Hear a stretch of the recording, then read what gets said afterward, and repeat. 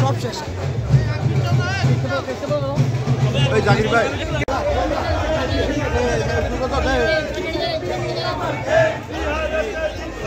BJP আমাকে বিহারেতে জিতলকে BJP আমাকে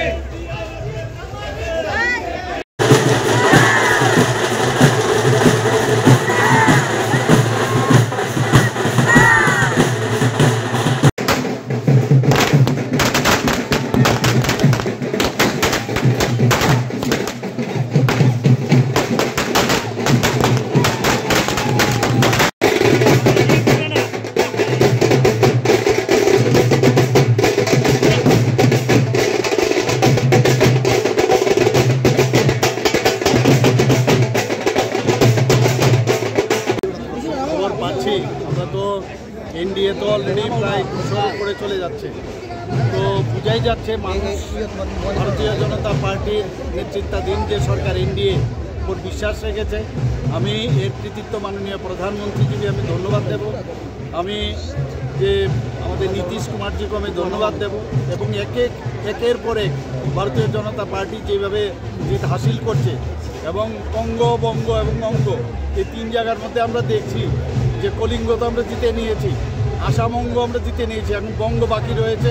আগামী দিন আমরা নিশ্চিত যে বঙ্গ আমরা জয়ী হব এবং মানুষ চাইছে যেভাবে দুর্নীতি করেছে ওরা, স্কেমের পর স্কেম, গুন্ডাগার্দি, মানুষ সেগুলো পছন্দ করে না।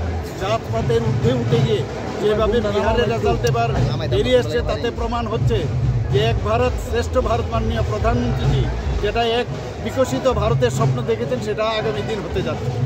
কোন জিনিসটা ফ্যাক্টর করেছে বিহারের? Factor development. মাননীয় প্রধানমন্ত্রীজি যেভাবে কথা বলেছেন, যেভাবে মহিলাদেরকে নিয়ে বেশি কথা বলেছেন, মহিলাদের যেভাবে স্ট্রেংথেনিং করার বিষয় বলেছেন এবং একটা মানে ট্রান্সপারেন্সির সরকার উনি দেবেন তার উপর ভিত্তি করে, এবং মাননীয় প্রধানমন্ত্রীজি যেভাবে স্বচ্ছ সব বিষয়ে কথা বলেন এবং যা বলেন তাই করেন, সেই বিষয়ের উপর ভিত্তি করেই মানে বিহারের সমস্ত লোক ভারতীয় জনতা পার্টির নেতৃত্বাধীন এনডিএ সরকারকে জয়যুক্ত করেছে। তো বিহারের যারা আছেন তাদেরকে শুভেচ্ছা জানাবো, তারা পুনরায় ভারতীয় জনতা পার্টি এবং জেডিইউর উপরে বিশ্বাস রেখেছেন এবং প্রধানমন্ত্রী নরেন্দ্র মোদী এবং নীতিশ কুমারের উপরে বিশ্বাস রেখে ওনারা এই রেজাল্ট দিয়েছেন।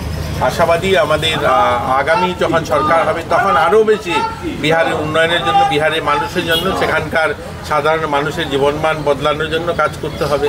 এখান থেকে রাজ্যের বিরোধীদের কি বলবেন? বিরোধীরা তো বহুত বিরোধীদেরকে বলবো, কয়েকদিন আগেই আমাদের জিতেনবাবু যিনি সিপিএমের প্রমুখ নেতৃত্ব, তিনি একটা বক্তব্য বলছিলেন, শুনছিলাম যে বিহার থেকেই নাকি শুরু হবে বিজেপির বিদায় যাত্রা।